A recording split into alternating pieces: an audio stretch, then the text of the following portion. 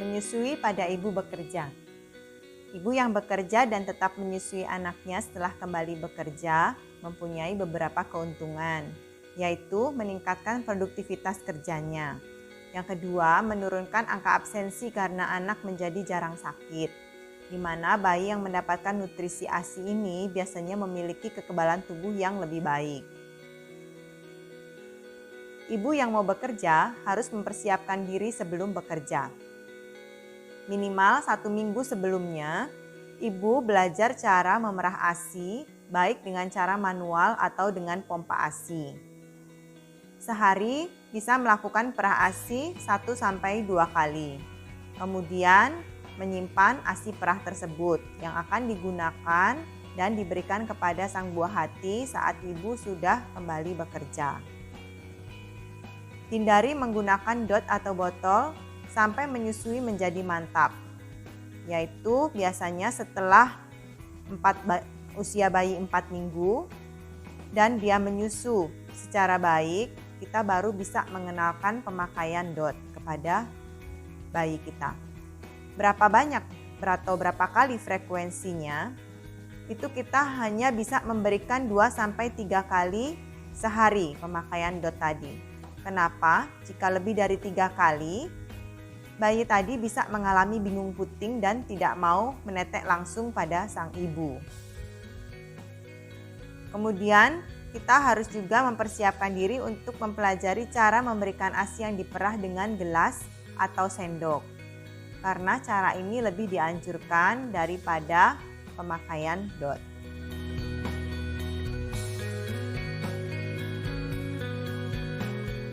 Jika ibu sudah mulai bekerja, susuilah bayi sesaat sebelum ibu berangkat ke tempat kerja dan sesegera mungkin setelah pulang dari tempat kerja. Ingatkan kepada pengasuh bayi untuk tidak memberikan susu dengan botol mendekati ibu pulang dari kerja.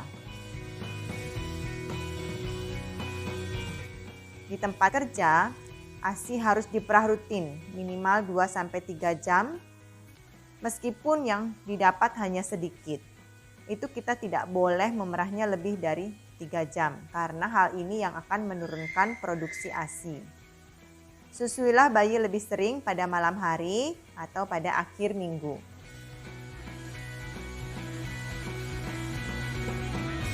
Nah, tadi kenapa bayi tadi harus dilatih minum dengan cup feeder atau sloki? Itu bagaimana sih sebenarnya caranya?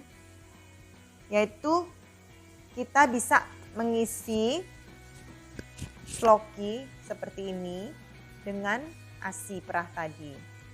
Kurang lebih 3/4 gelas saja. Dan posisikan bayi setengah duduk dengan menyangga bagian tengkuk bayi. Yaitu posisinya setengah duduk seperti ini dan letakkan bibir cup atau bibir sloki di bawah bibir bawah sang bayi. Tapi jangan langsung diminumkan seperti ini, melainkan tempelkan saja pada bibir bawahnya sampai lidah bayi tadi dapat mencapai ASI perah yang ada di dalam sloki ini. Dan biarkan bayi tadi menghisap atau menjilat ASI perah yang ada di dalam sloki tersebut. Ingat ya, tadi ASI perah tadi jangan buru-buru diminumkan atau dicekokin. Tapi biarkan bayi yang minum sendiri. Jadi miringkan cup sedikit demi sedikit hingga ASI perah di dalam gelas tadi habis. Perhatikan tangan bayi. Karena pada bayi yang aktif, tangan bayi kadang menghalangi atau menyebabkan ASI perah tersebut tumpah. Hal ini bisa diakali dengan cara membedong bayi, atau bisa juga bayi dilibatkan ikut memegang gelas atau sloki tadi. Seringkali bayi menolak kalau pemberian dilakukan oleh ibunya, karena biasanya bayi lebih memilih untuk menetek langsung jika yang memberikan adalah ibunya.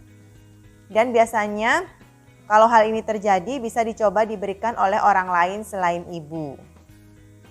Jika bayi tersedak, berhenti dulu. Tepuk-tepuk punggung bayi.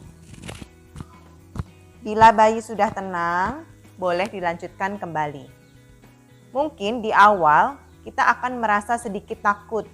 Tetapi kita lakukan dengan percaya diri dan hati-hati.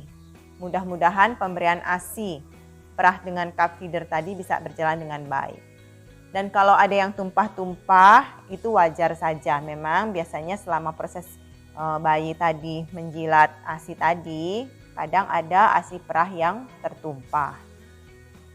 Jadi demikian persiapan seorang ibu yang akan kembali bekerja dan ingin tetap menyusui bayinya.